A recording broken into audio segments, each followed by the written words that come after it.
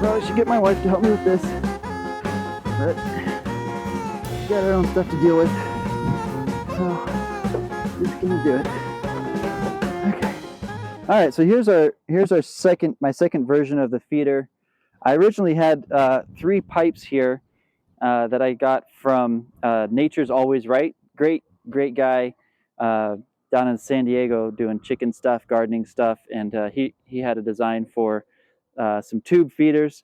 Those were okay, but they were a pain to fill. I mean, it was like I'd end up spilling food all over the ground. It was a pain. So I came up with this one, which is basically the same thing, but instead of tubes, I used this bucket. I took plywood and put a V shape in here, put expanding foam to kind of form it in there, and they go down into the tubes. And so this is really quick and easy to fill.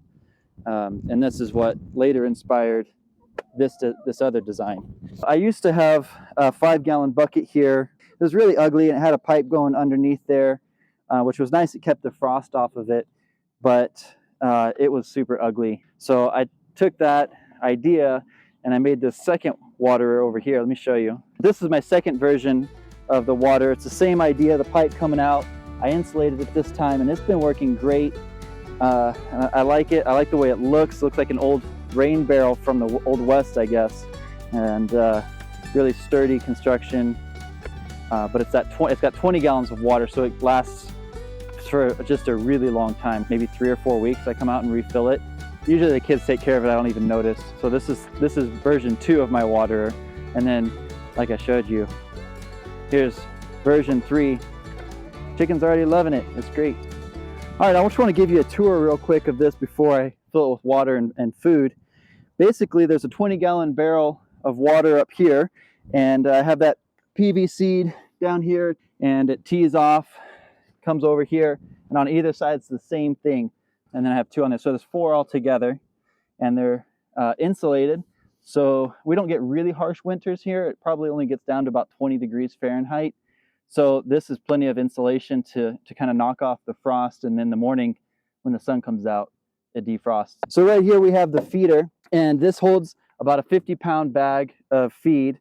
And the way it works is this comes up off of here, then there's a little lid I made, pour the feed in here, and then it comes out here into these little pipes, and the chickens can eat the food out of here. So the other thing is I put this little lip on here, and this keeps the rainwater from running out into the food, and so that keeps this all dry. Okay, I want to tell you a little bit about the construction of it. The 2x4 is pressure treated lumber, and then these are just stained pine, and I used deck screws, so these should last. None of the wood is in contact with the food or the water, so it should all be safe and clean for the chickens. So you might be wondering how I made this barrel.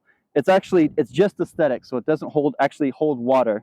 But what I did is I took fence pickets and I ripped the edge with the table saw onto a 20-degree angle, and then I laid it all flat on a table and took this electrical metal banding, spray painted it black, laid it across the boards, screwed it down, and then stood it up and wrapped it together and wrapped the edges tight. All right, I'm just going to get some feed from my old feeder. It's very functional but kind of ugly, so that's why I want to replace it. It works really well, but you know, I got this really nice coop, looks beautiful, but then I have this really ugly feeder back here. So yeah, chick. Yeah, chick. Come on.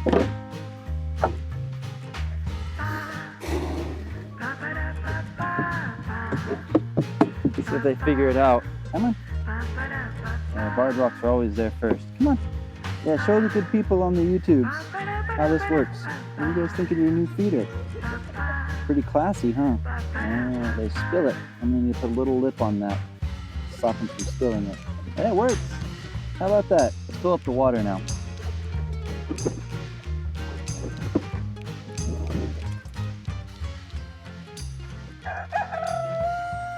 I've got 2 sizes here. This one's for the shorter chickens like this Americana.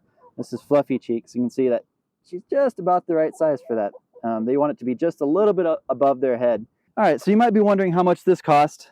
It was actually really expensive in my book. This was about $150 in materials. I had thought that maybe I'd build them and sell them to other people in the neighborhood who have chickens, but it ended up being way more expensive than I had hoped. So I still like the way it looks. I just don't know that most people are going to be willing to pay that kind of money for this. So that's it. That's my chicken water and feeder. And they're eating off the ground with this beautiful feeder. What are they going to do? Spill a little bit of food and they go for that.